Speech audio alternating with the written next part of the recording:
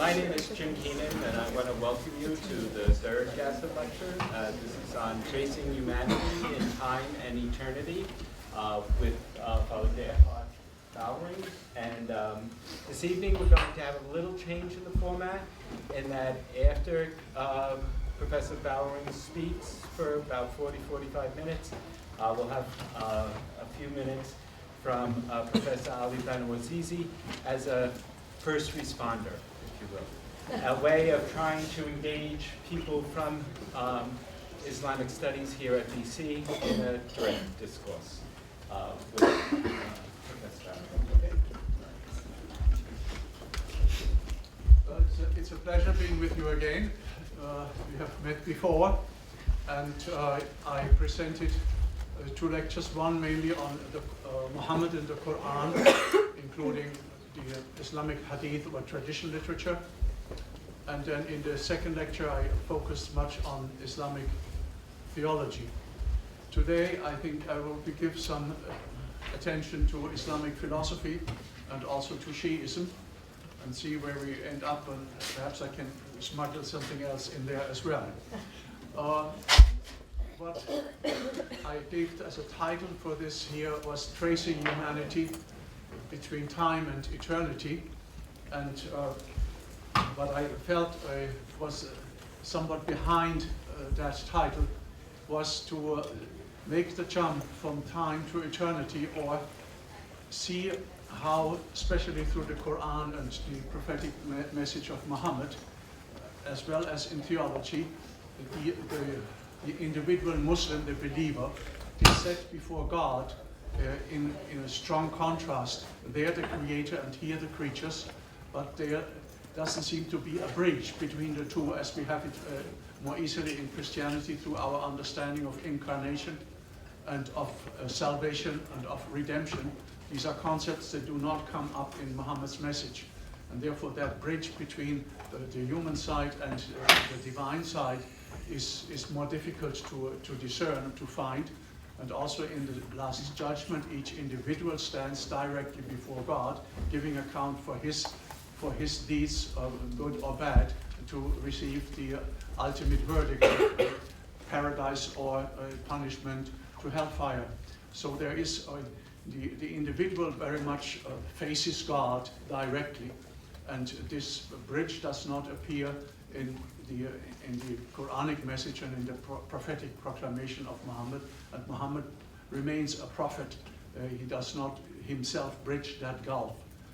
And so that was one element that went behind is into that organization of this talk. And the other element that I think is historical, that also belongs into the background, that is, in the first century after Muhammad's death, there were two waves of conquest of Islam spread outside the Arabian Peninsula. First, over what we normally call the Middle East today, into the area of Mesopotamia, over to Egypt, in that crescent that sits above the Arabian Peninsula and unites that area with resounding victories of the speedy Muslim armies that come unexpectedly out of the desert and establish the core lands of Islam that have remained the core lands of Islam until today. And then follows a second wave of conquest. The first wave of conquest under the first four caliphs, and then comes a second wave of conquest under the Umayyads that will be ruling from Damascus until 750. So roughly during that first century after Muhammad's death, we have Muslims now expanding their empire with stretching all into across the North African shoreline of the Mediterranean, into Spain, and even reaching the heart of France on the western front, and on the eastern front moving over through Iran into Central Asia, and being at the same time as they are in France, in the Indus Valley, and they were establishing the confines of an empire that now emerges with the end of the Umayyads. During the Umayyad period, the interest is in creating an Arab empire for the Arabs, where the Arabs are dominant. It is not yet a full-fledged Islamic empire that will come into being through the rule of the Abbasids that established the capital in Baghdad. And that is a significant symbolic event, that Baghdad is created in a totally new land, no longer using an old town or city that was already a center of administration, but creating a fully new center of administration. And that new center of administration was founded in 762 in Baghdad, will now draw in these two sides of culture. On the one side, you have the Iranian lands with their Zoroastrian background, reaching out into Central Asia and in India, drawing in the elements of Hinduism and Buddhism at the same time, and establishing trade connections with that whole area. And on the other side, you have the opening towards the whole Hellenistic culture that has entered into the Middle East since Alexander the Great, more than a millennium before the emergence of Baghdad as the seat of the new caliphate, and therefore uniting these two cultural scenes in one empire and bringing them together, superimposing on it the Arabic language in the first place. During the Umayyad period, there was not yet that much of a conversion process of other peoples coming into Islam, but now, in that new empire, the Arabic language will become the language of culture and civilization, the language of learning, and impose itself on many other cultural traditions as well as languages that existed in this area, and continuing an inheritance or a legacy of old cultures that were there for millennia in the, whether it was the Akkadian, Sumerian, cuneiform culture of the Mesopotamia, or the hieroglyphs of Egypt, that is now overarched by this rule of the Arabs under the Abbasids, and they realize here now that they are building a new cultural zone, and do that very much through a movement that we know as a translation movement. They translate the old sources on the Zoroastrian, Pahlavi and Iranian side, as well as those on the Hellenistic side, namely the old Greek sources, often together with Syriac translations or mediated by Syriac translations, but thereby preserving a cultural heritage of this whole area that most likely would have gotten lost, or much of it would have gotten lost, if it had not been translated into Arabic and now started its own life in that whole area. So through this empire building, a new culture was born, not simply a new empire, but a new culture that integrated these earlier forces, especially on the Hellenistic side, the traditions of philosophy and science that comes from the Greek side. And as we will then we learn later, in the medieval times, then Western Europe will discover its Greek heritage through a discovery of these Arabic translations and the life they had within the Muslim world, and they will benefit from it in the beginnings of their own building of a European culture, a medieval culture with the height of scholasticism, where the works of the major scholastic representatives are not possible without having had these translations of the Arabs in hand, as well as what they did with them in developing their own philosophy. So these are two elements that were there, and that how Islam now is trying to build this bridge between time and eternity. What helped this process, and one of your colleagues has written a book on that in part at least, is that the Arabs were able to benefit from the discovery of paper. And that is something that gave this possibility of a translation movement and of a creation of literature and of philosophical literature, and the whole background of learning, an enormous lift that was taken from the Chinese, that probably through Chinese prisoners at first, that was introduced and superseded what was there before as parchment or papyrus, and now opened up the possibility of the production of books that must have been quite significant. I sometimes feel that it may have been as significant in those parameters as the computer in modern times. A totally new way of spreading knowledge and spreading learning through different means that was there.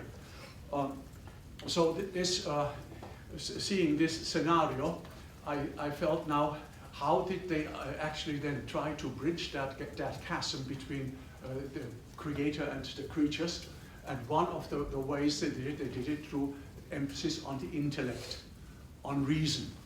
And that is the development of Islamic philosophy. Here, the major philosophers were Al-Kindi, Al-Farabi, Ibn Sina, Al-Ghazali in certain ways, and then Averroes, that are Ibn Rushd, that are known to us as philosophers from the 9th into the 12th century. Great names in that philosophical tradition.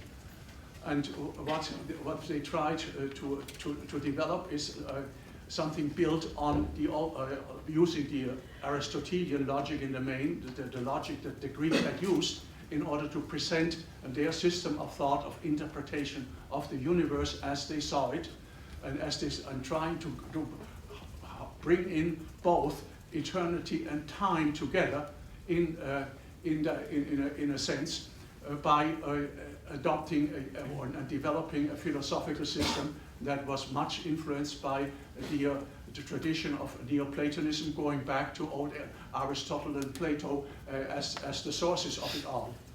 And here, what we did not only have a translation of the older sources, but a full adoption and further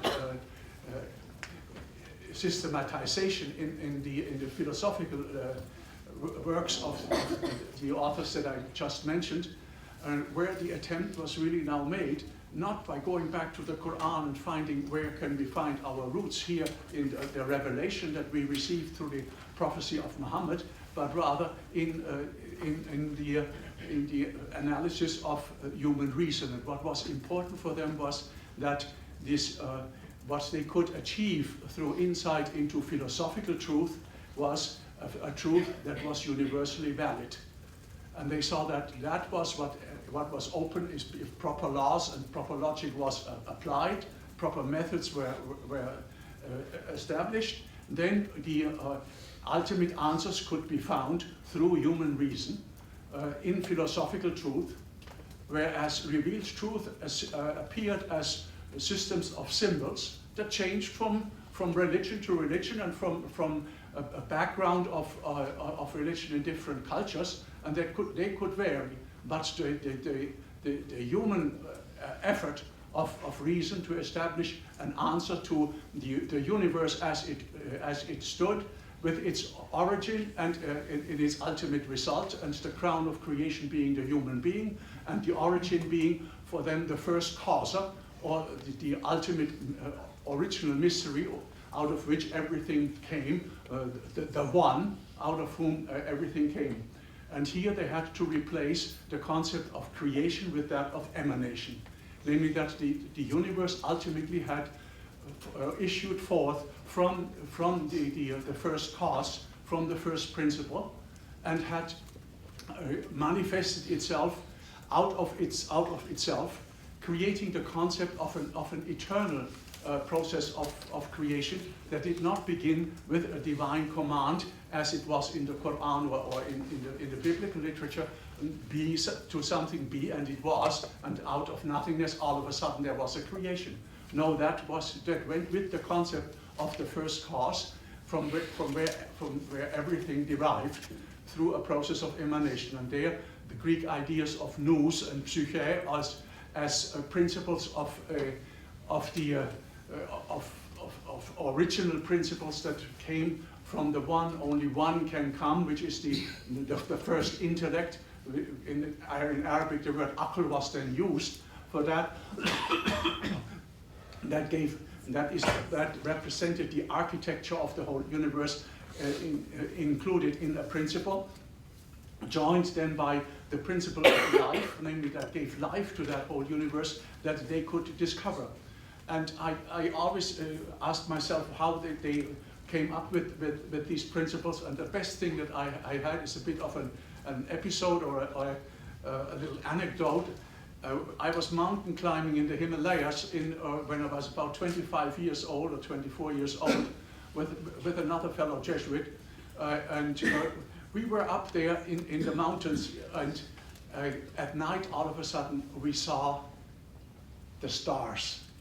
You could pluck them like apples. What was going on there? I had never seen the stars like that. I had been on a boat in the Indian Ocean, and I had seen much more of the heavens full of stars.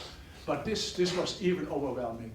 The richness of what was out there, and it is that richness of stars, and then also the movement that can be discovered between the stars and the life that is in that whole universe, even when you look out into the stars at that time without a telescope or any some such form, very close to where we lost our oxygen. We had no oxygen supply, so we could not go much further. But it was something that is a unique experience, and I think it is this universe that the ancients had in mind when they combined then this principle of emanation as a descent pattern through the various spheres that they saw the cosmological structure built about, namely a sphere of fixed stars being around, followed by a sphere of the zodiacal signs, where the planets would then come and all of a sudden move and have their own spheres in that structure.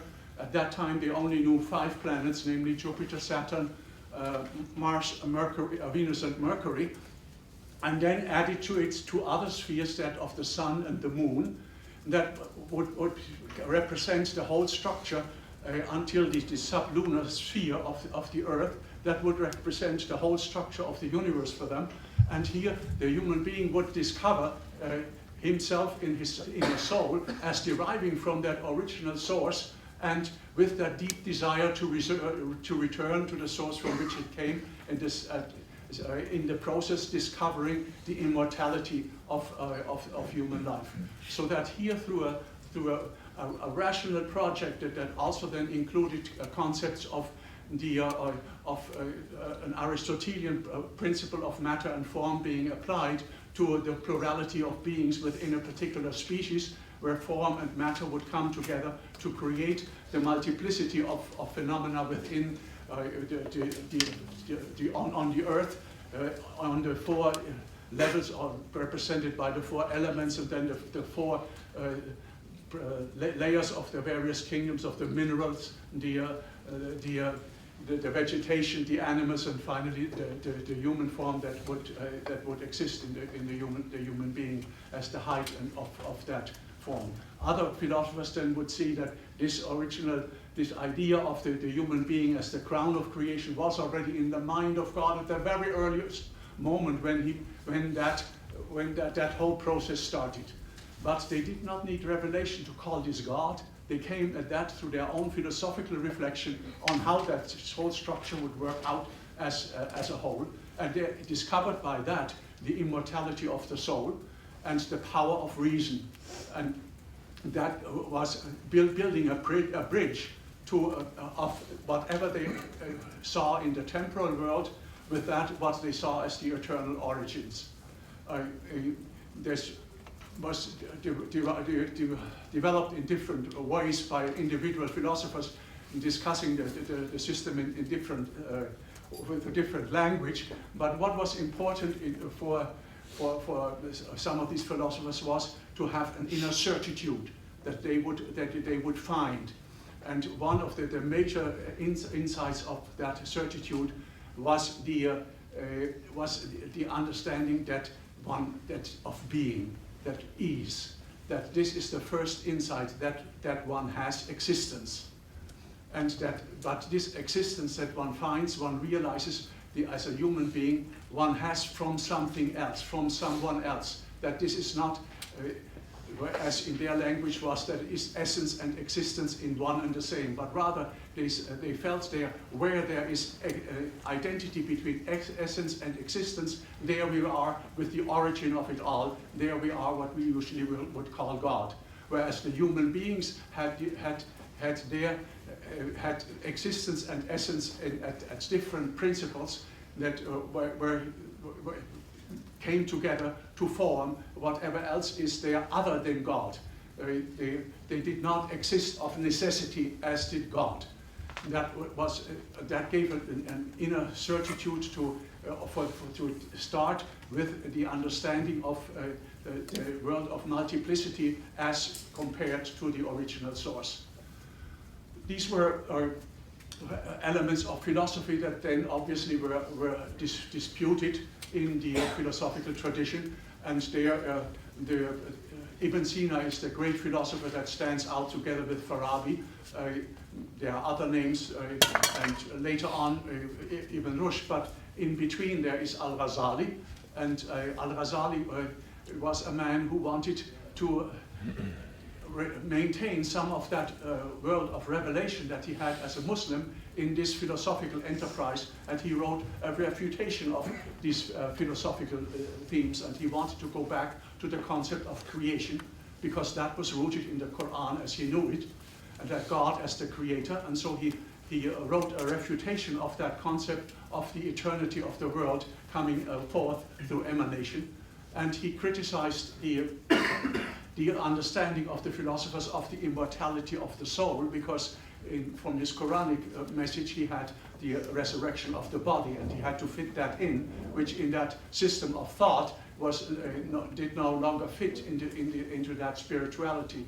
And so he wrote, and the third one was, there were 16 objections that he had, but those three that I mentioned are the most important one, was that God would actually have a knowledge of all what was going on by knowing the universals, that means the essence of the things. He did not have to go into each and every little individual thing that was there to know what it was. He knew it comprehensively by knowing the universals rather than the particulars. Whereas the understanding that came out of Revelation was that God cared for each and every human being and each and everything, and was totally aware of all things, even if they were underlying the elements of space and time. So he ran a sort of a refutation from within the philosophical tradition, and then turned more in his own work towards an inner certitude that he found by calling everything into question by systematic doubt, and then finding the ultimate answer in personal experience of the divine reality within his heart. That led him over more into Sufism. I'm not trying to go into Sufism now. I may catch that some other lecture with you into the future.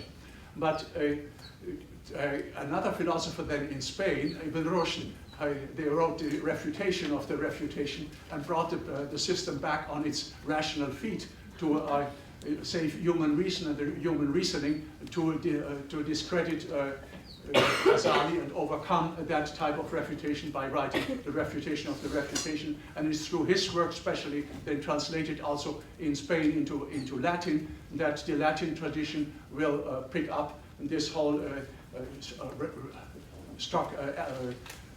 embodiment of reason and rational reflection, to integrate it into the origins of philosophy and science in the Western tradition.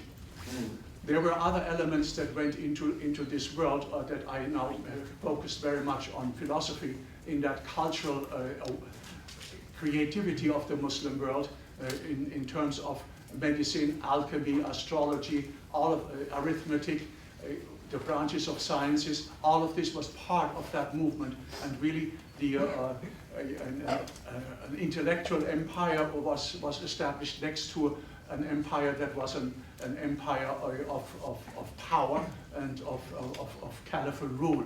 And the caliph very much stood behind this translation movement, sponsoring it, though it stretched over a series of caliphs, and did not only include the Greek sources, but also included much of the Persian statecraft that was introduced as well to just establish this type of culture. So what we have here is a development of culture that really gives a great union to the newly established Islamic empire.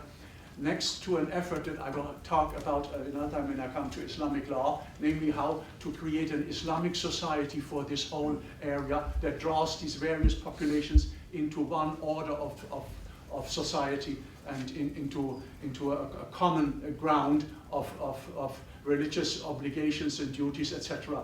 That is something that develops next to it, where the caliph does not fully have control, where the hands of the scholars will be very much in business.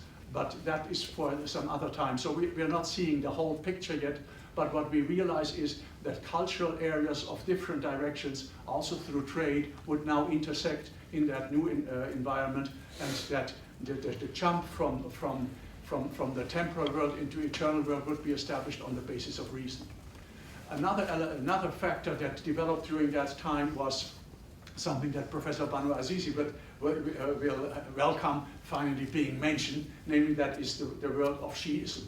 As we know, the world of Islam has two major traditions, the Sunni and the Shi'i world. And this goes back into the earliest times of Islam, into questions of succession of Muhammad, whether the caliphate should pass into the family of the Prophet and be handed on from generation to generation, or whether it should go to the best qualified man among the Quraysh, the assembled companions of Muhammad at the time, and from then on develop not in a form that was not assigned to the ancestry from Muhammad, or some form of ancestry from Muhammad. That is a complicated picture, and the Shi'i movement itself will develop into different branches, into Shi'is that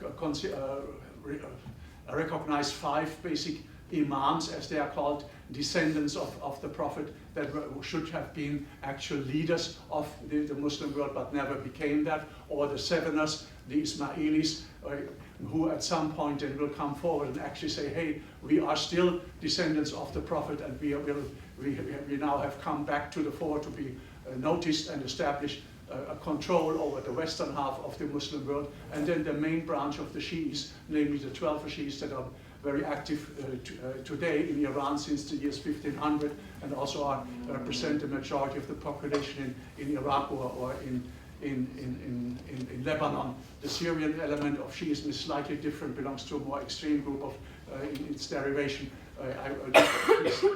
These individual differences, I leave them aside. But what is underneath them is the concept of the Imam. And here the Imam is one who first could be seen as a descendant of the Prophet from generation to generation. And then when that line came to an end, and the final Islam, the infant Imam disappeared, he went into occultation, and is then expected to come back in the end times to establish a realm of peace and justice. Whereas the individual Shi'i scholars are in contact with that Imam through their search of knowledge and through their insight into the Shi'i principles. But much more was added onto that figure of the Imam, namely, and that gets me back to that jump between time and eternity. It was, prophecy had come to an end, revelation had come to an end.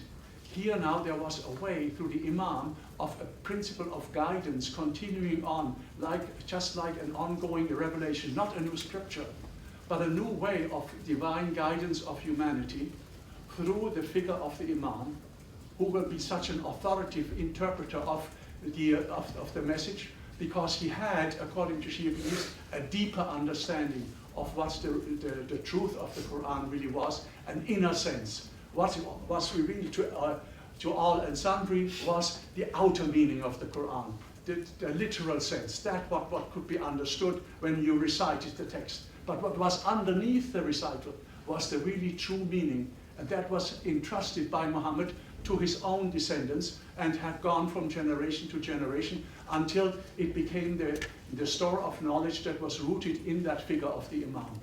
And so here now there was a principle of teaching authority that came into Islam that the Sunnis did not have. The Sunnis had to go to their consensus of the community and figure that out, and seeing how certain systems or doctrines that they developed were rooted either in Quran or in tradition or in the prophetic example or in the consensus of the community that had accepted certain practices, and how they could be established to the reasoning of different scholars, and how all of this would fit together.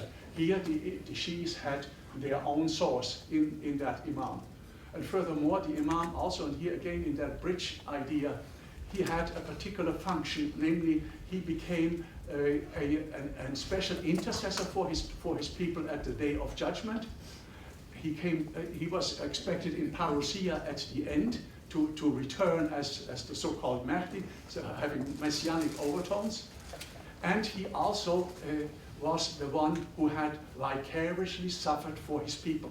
And that went back to the Prophet's grandson, who was one in the line of the Imams, who in 680 had been killed at Karbala in Iraq in an uprising against the ruling Umayyads, and whose figure was then understood, whose personality was understood as having taken on death in a vicarious manner for his own community, and therefore having a type of a redemptive quality in it that would help the community throughout time and into eternity. So an idea of redemption entering into Islam that was not found in the Sunni tradition, that came in here through that martyrdom of Hussein. And to make it stick and really animate the community, it is celebrated every year at the 10th of Muharram with a funerary parade, and then after it a passion play at the end of that brings into remembrance what actually happened at that day of Karbala. And here you will have processions of people, followers of the Shias, going in procession with the banner of Hussein and his horse being in the procession, and people flagellating themselves in public, even with blades on their head with blood streaming down over their upper body, which is free, and only the knees to navel are covered, and working themselves into that remembrance of what had happened at that time and the power of redemption that comes from that figure. And so in their practice, in the Shi'i practice, this is more on a social level, on a much more of a popular level, not for the elite of those who could use the reason. That was introduced and was kept alive in the Shi'i tradition, which always remained a minority tradition in the world of Islam throughout the ages. Now, and Shiism never really ruled all of the Muslim world. For certain periods of time, some Shia rulers were able to establish their control over certain regions, but they never had a caliphate of the whole, and all over the centuries. The Shias also showed a certain interest in philosophy. They not only had this interest in the more ritual form of redemption and of teaching authority in their theological authorities, they also tended very much towards the idea of philosophy.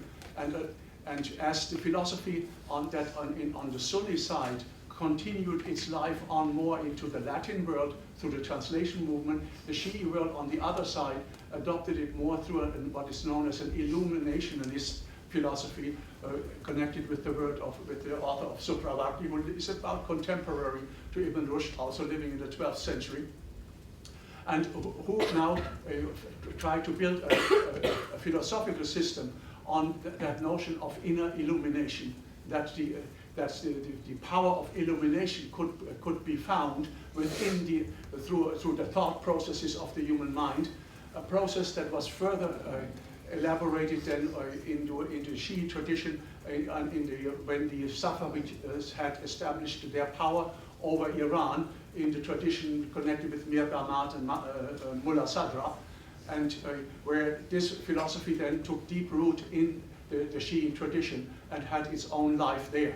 So that we see that this cultural synthesis that was established under the early Umayyads had its own life continuing on to the east and west, well into the centuries, into modern times.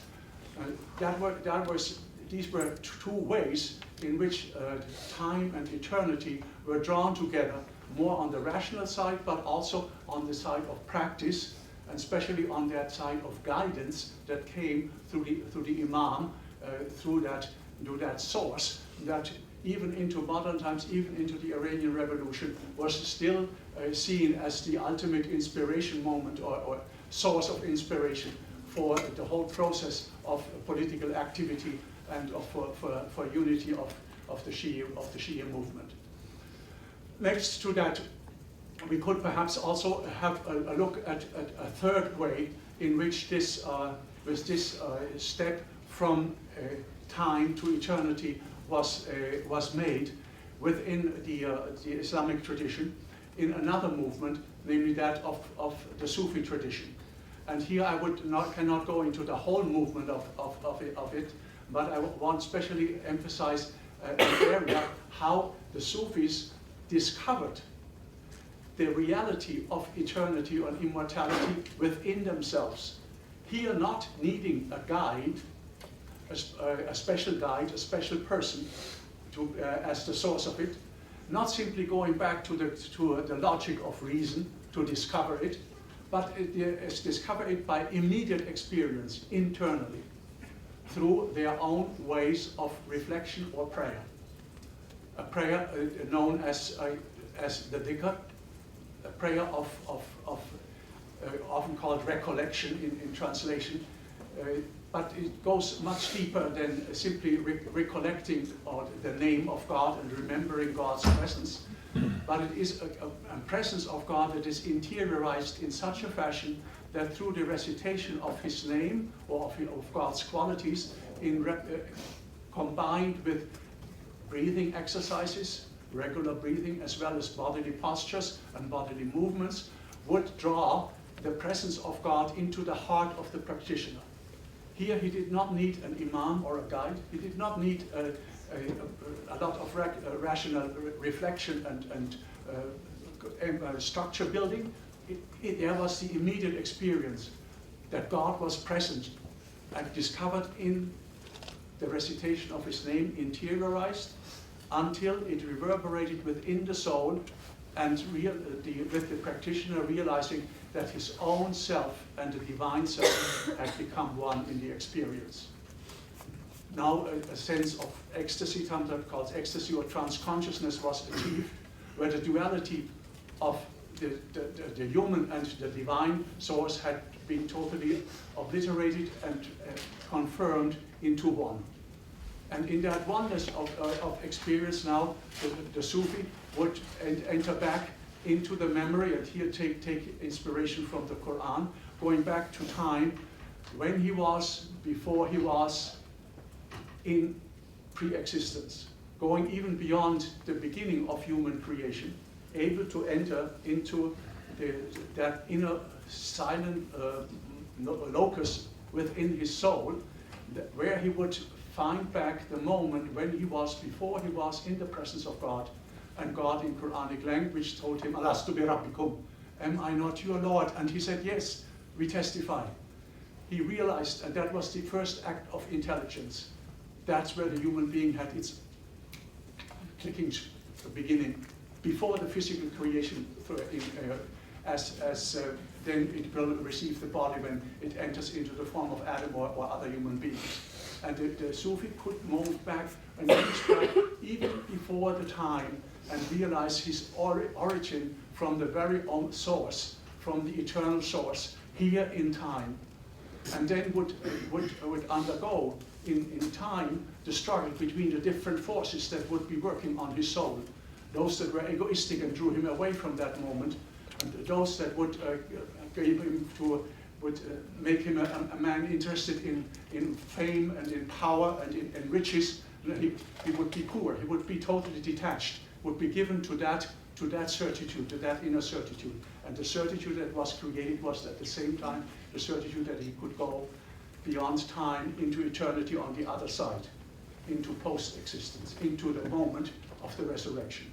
He had that certainty at that time as much as he was certain in his own moment of the moment when he was created, before he actually was created, when he was only a speck or a particle in the sun of the origin.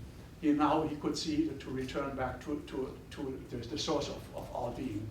And that was an inner process where no other guide was really necessary, although the Sufis had practices with masters that taught them the practice of these particular prayer practices, and they had examples in other Sufis before them, and they had a lot of literature about it, but the ultimate element was this could be found through experience in the individual.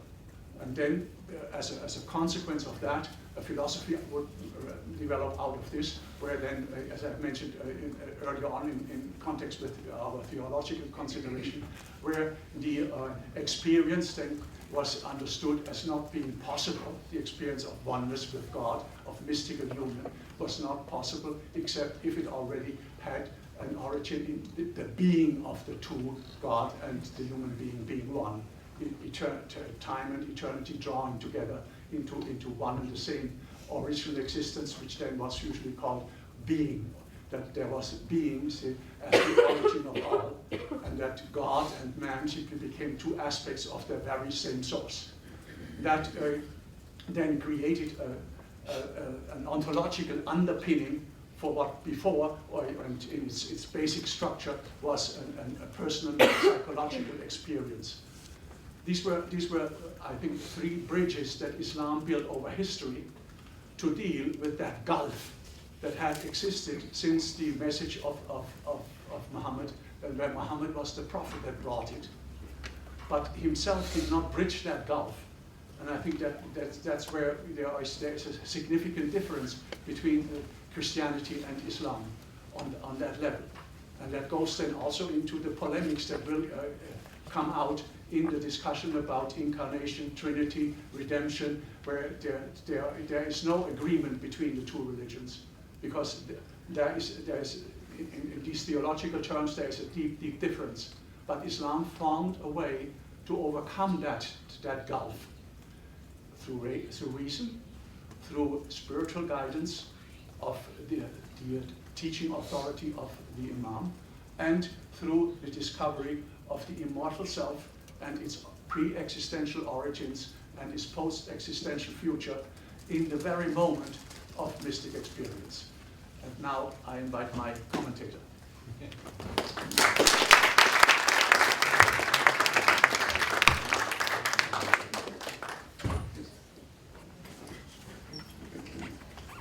First of all, I want to express my own thanks and on behalf of our community to these incredibly enlightening and learned reflections that you made in this lecture and in the previous ones.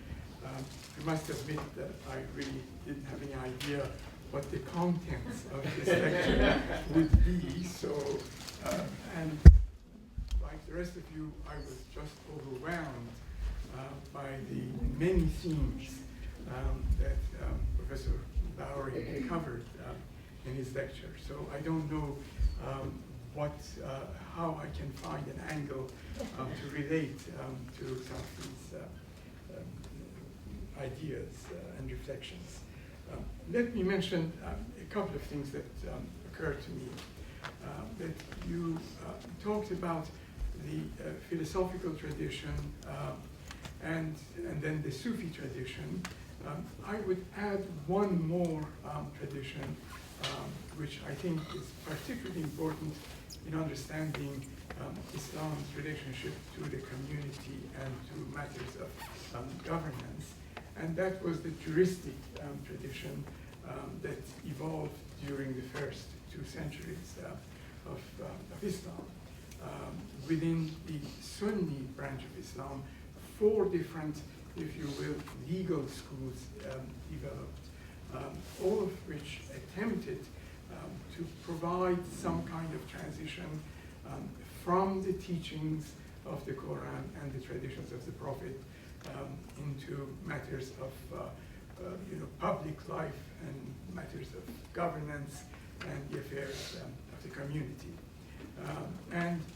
Indeed, when we look at contemporary attempts to fashion some sort of Islamic community or government, we find references to these legal schools, which became over time rather overbearing in their interpretation. And one important question that has arisen is to what extent the formation of an Islamic community today or government today needs to be guided by the reflections of these schools of thought or these juristic traditions. Because one important element, which I believe you mentioned in this lecture and the previous lecture, is that in the Islamic tradition, there is no sovereign other than God. In fact, the person of the Prophet and his successors, even in the Shi'i traditions, the source of their authority is not a divine source, and that's extremely important to keep in mind. And therefore, there is this wonderful statement by the first caliph upon the death of the Prophet, who says something to this effect, that those of you who believe in Muhammad, Muhammad is dead, but those who believed in God, we can now go and pray. Which I think emphasizes precisely this point, that there is no recognition of any sovereign authority, including in matters of governance. That is, the claims to divine authority are not sustainable within the Islamic tradition, the protestations of some rulers notwithstanding at different times. Now, a couple of comments on the Shi'i and the Sufi tradition. I wonder if you would agree, Professor Bowering, that the Sufi tradition was in part an attempt to free the believers from the constraints of particularly the jurists and those who were trying to dictate a manner of life in order to gain some, if you will, spiritual independence and a direct line to the sovereign, to God. And I think here there are, at least in my very limited knowledge of Christianity, there are some common elements going back to Socrates before Christendom. The idea of know thyself, and then the idea that the way to the understanding of God goes through the soul. That is, by reflecting through one's own soul, one can ultimately find a way to the understanding of the divine. And that, of course, makes the individual somewhat, as you pointed out in your remark a few minutes ago, makes one somewhat independent of all other sources of authority, if you will, be it juridical or among the ulama, and so on. So the goal becomes this, search for unity with God, joining with God, going through various stages of this purification of the soul, abandoning the selfish elements of the self, and constantly reaching higher and higher until the ultimate union with God. As I mentioned, I would distinguish among the three traditions, the philosophical, the juridical, and the Sufi tradition, which also bears certain resemblances to mysticism in Judaism and in Christianity. Now, on the Shi'i tradition, which I thought you laid out wonderfully and most coherently, the matter of martyrdom is really quite an interesting debate for centuries within the Shi'i tradition, the idea of the third Shi'i Imam becoming a martyr, wanting to become a martyr, wanting to sacrifice himself, was accepted and celebrated in the mornings that you mentioned, in a manner that was somewhat similar to the Christian understanding of martyrdom of Christ and what happened subsequent to that, you know, the Ecclesia Martyrum within Christianity, and, you know, this idea that, you know, the highest achievement would be to suffer like Christ, to die like Christ, and of course we have that in the first century and a half of Christianity. So that redemptive element and this passive notion of martyrdom, the willingness to die in the name of God and for the sake of God, was the understanding, the Shi'i understanding of martyrdom. But it's quite interesting that this notion was turned around at about the same time as liberation theology was emerging in Latin America into a somewhat more proactive conception of martyrdom. That no, the third Imam, Hussein, the grandson of the Prophet, had no intention of sacrificing himself. He wanted to stand for justice. So now here we see a proactive conception of martyrdom, the struggle for what is just, what is right, and what is holy on the part of the martyr. And as you can see, this conception of martyrdom has enormous potential for political mobilization, because it could serve as an example to other believers that they too must stand for justice. So it changed the notion of martyrdom from that passive, redemptive notion into a proactive standing for justice, and therefore having the mobilizational potentials that we saw in the course of the Iranian Revolution, and similarly, I think we saw in some aspects of liberation theology in Latin America. So again, my deepest appreciation to your most enlightening. Thank you very much.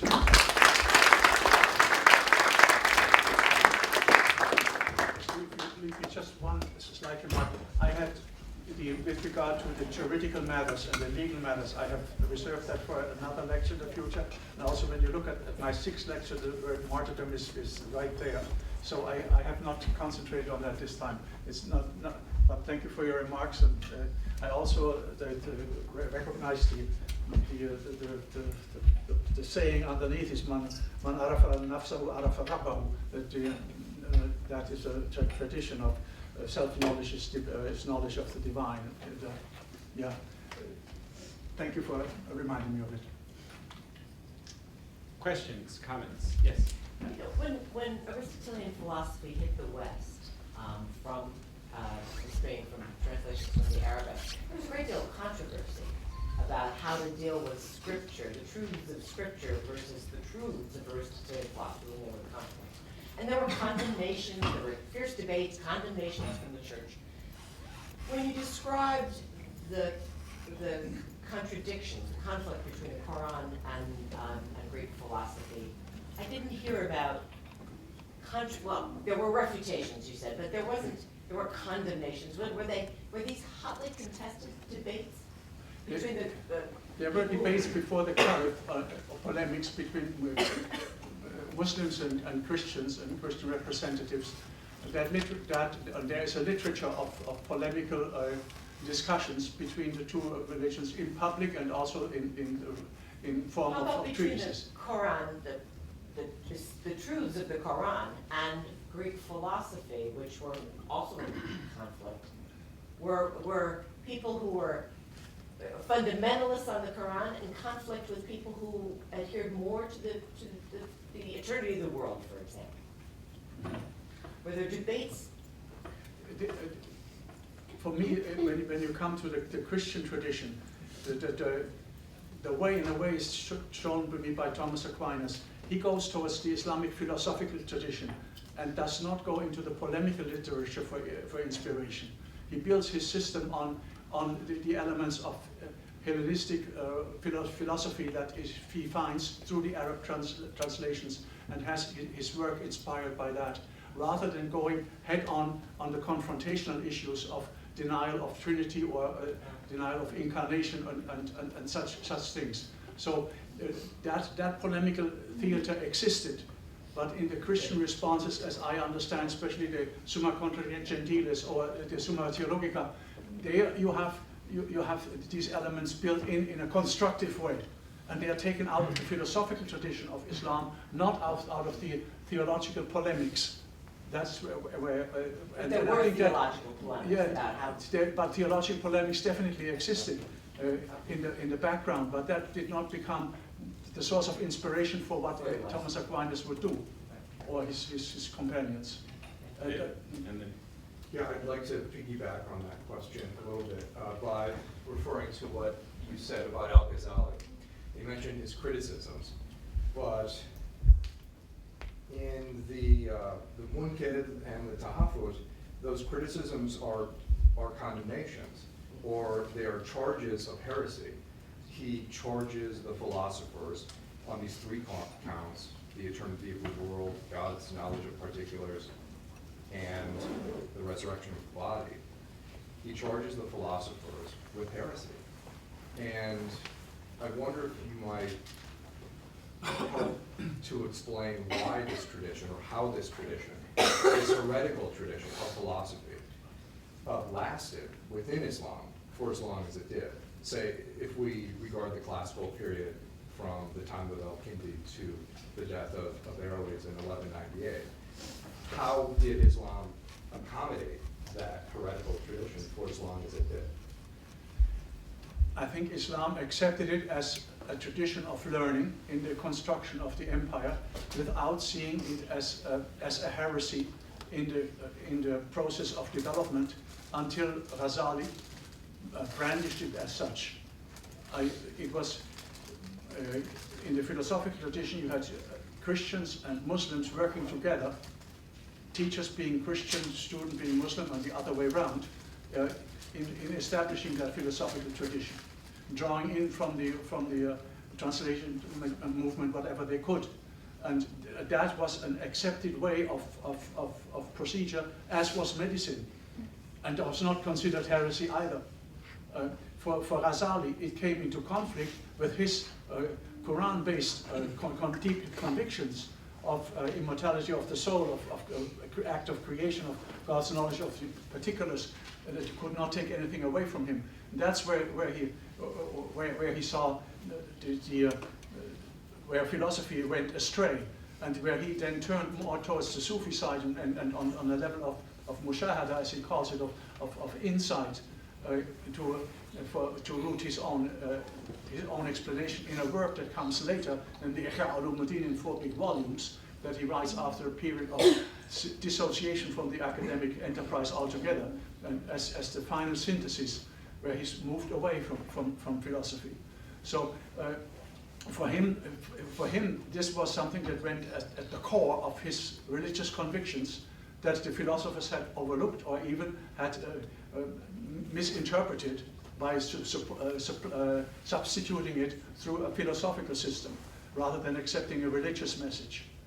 And that for him was heresy. And that's how he treated it. And he tried to show to philosophers a few other problems they had as well. Although originally he comes out of that movement. I wrote an article on Ghazali in the Encyclopedia Iranica, where I speak of 4 levels of his development. He first was among the jurisprudence in the scholars of law, then turned towards theology, and then only then comes to philosophy, and then writes the Refutation of Philosophy and ends up in mysticism.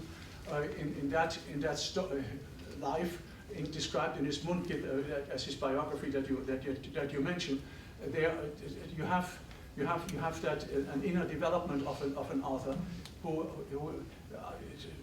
wants to hang on to his revelation, using all the rational methods that he has in hand, and ultimately finds his certitude in the inner experience. And having discarded these others.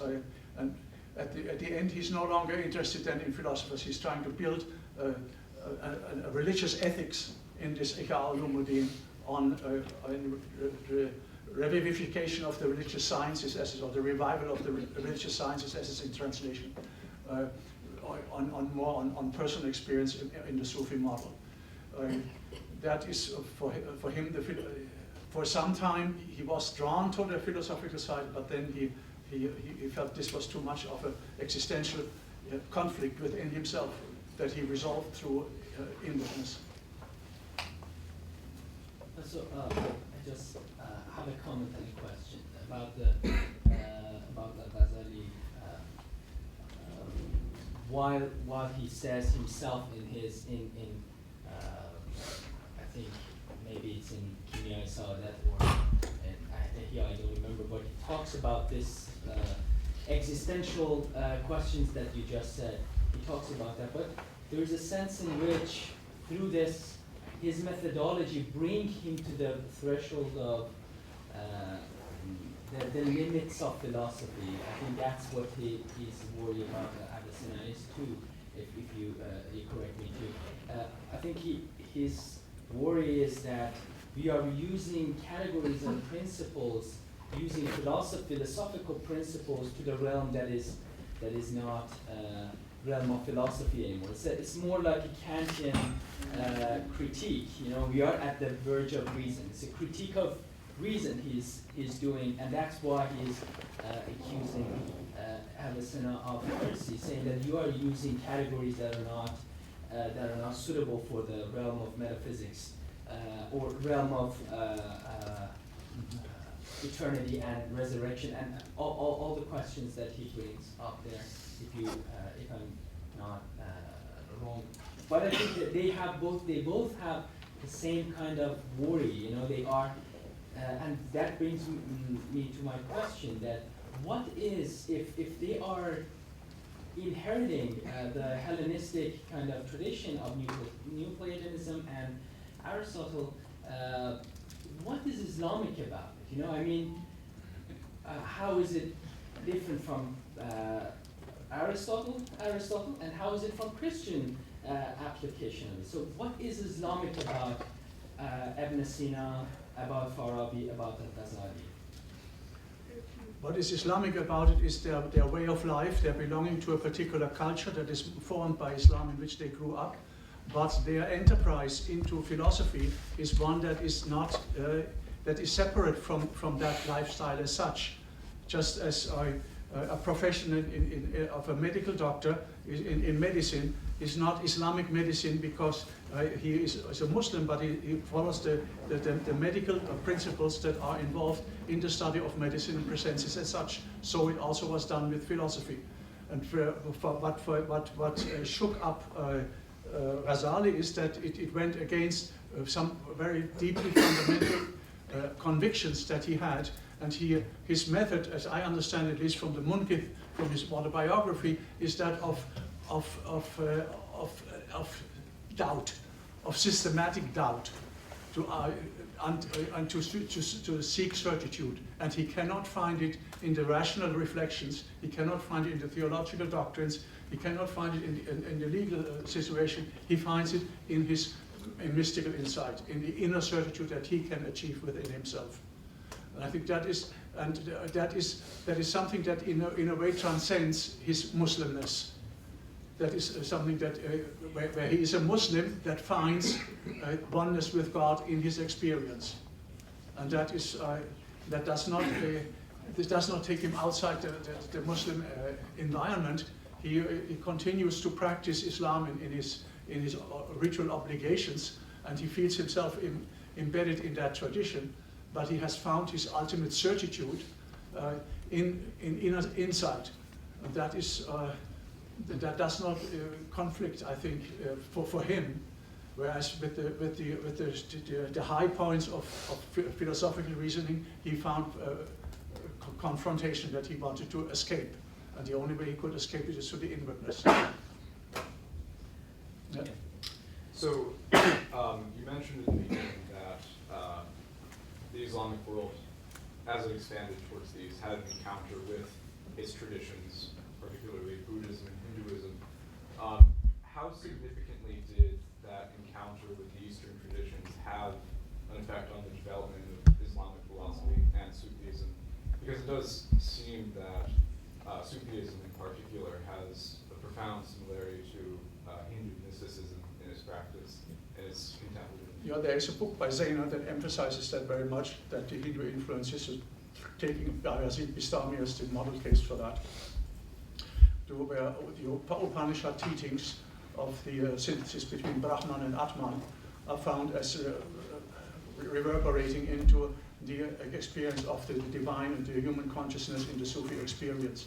They are also, in earlier centuries or earlier on, there were discussion of yogic influences from the Hindu side in the scope of prayer practice, especially in the breathing and postures that were involved in the dhikr.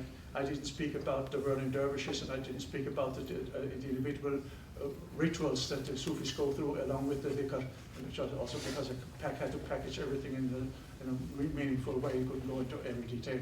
But that is, with regard to Buddhism, already Goltze has written about that and seen that the early conversion stories of Sufis sort of finding a deeper conversion and handing them over to God in full trust in God had similarities with the conversion stories of the Buddha, from being ideally a prince to an ascetic, and then abandoning the ascetic life by finding the ultimate answer within himself in true enlightenment.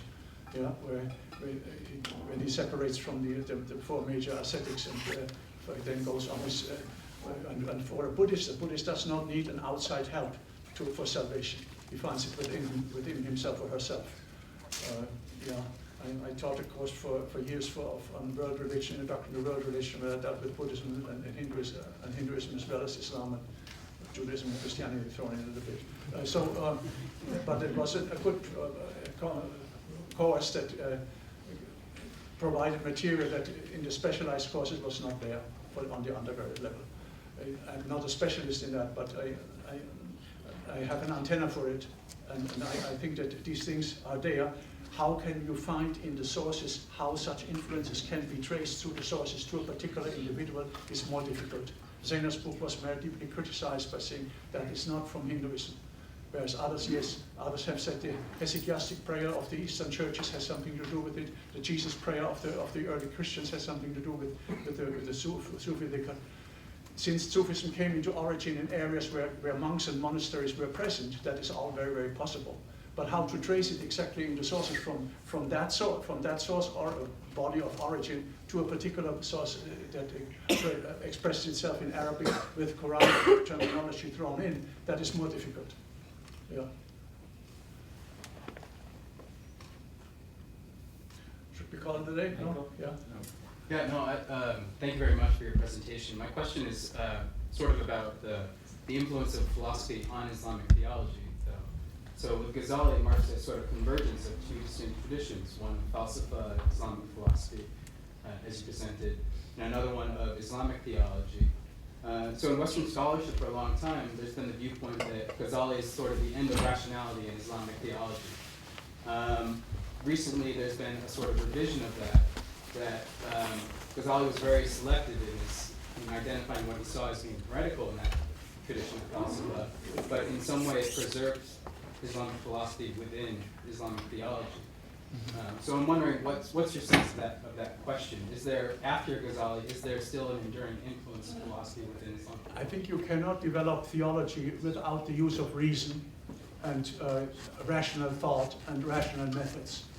Even if you base it on revelation, you need also reason as one of the foundation stones of theology. That is true in Western Christian theology, that is true for Islamic theology. So it does not die out with Ghazali. Ghazali writes a refutation, is being refuted by the next generation. It is a turn towards another approach that he at the end prefers through a lifetime of search, of inner conversion. but the theological structure in Islam always has needed rational thought, rational analysis that has not died out, because there was one opponent to a particular philosophical doctrines, and these philosophical doctrines were not the doctrines of the theologians. The theologians had no room for emanation, and they had no room for immortality of the soul alone. They had immortality of the body, or the resurrection of the body. They had that. So, but in the process of arguing, yes, reason is required, and you cannot operate a system of theology just on inspiration. Yeah. On that note. With that, we can go home. Yeah, go back to our computers, play with the computer, or do something of that. Maybe. Yes, go to and sleep. wonder about our elections. Yeah, that's the hot topic of the day. Yeah, much hotter than what I presented here. Yeah. So our next lecture will be on ritual and prayer.